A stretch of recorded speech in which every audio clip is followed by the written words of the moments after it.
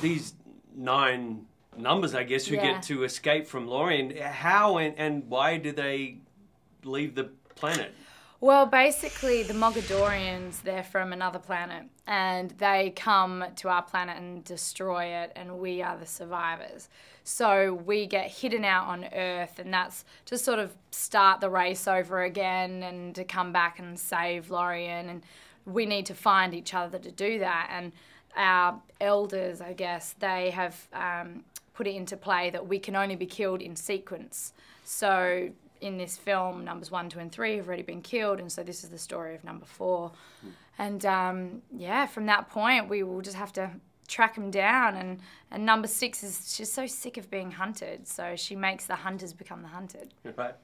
I like the fact that I don't know how to refer to the numbers. The numbers, the aliens. I don't know. The aliens. Yeah. I like the fact that they learn their legacies, what their powers are as they interact. Yes, that's true.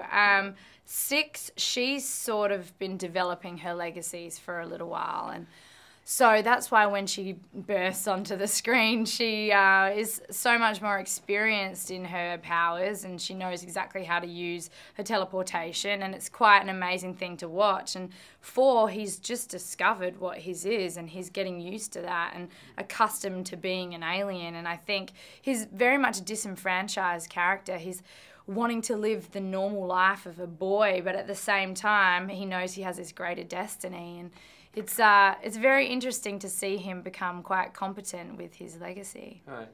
Teleporting's quite a nifty trick, isn't it? It is. I could just teleport to Australia if I had that. Wouldn't that be convenient? Be amazing. No more 15-hour Qantas flights.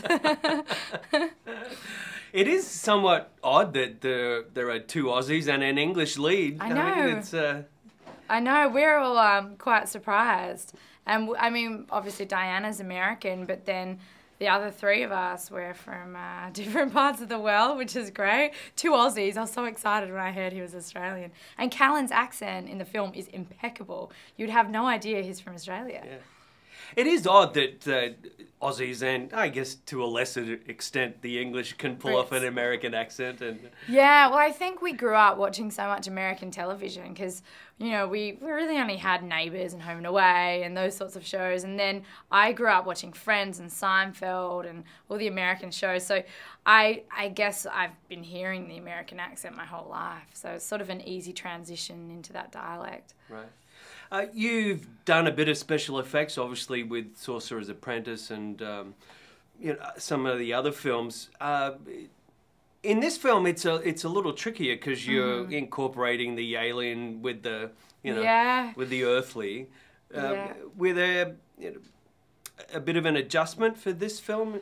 Yeah, I mean, the great thing about I Am Number 4 is that we ended up using a lot of practical effects. So what you see is really us, and I am on a wire flipping around, doing the fights, and we're not acting against a green screen. Those guys that we're fighting, they are stuntmen in prosthetics on these stilt-like shoes, and it's really nice to actually have someone to be working opposite as opposed to working against a green screen. But there was one specific occurrence in the film where I am working against this massive green screen, which is meant to be a enemy alien, which has picked me up and is flying me through the air, and that's always bizarre. You just have to use your imagination. You're kind of acting towards someone.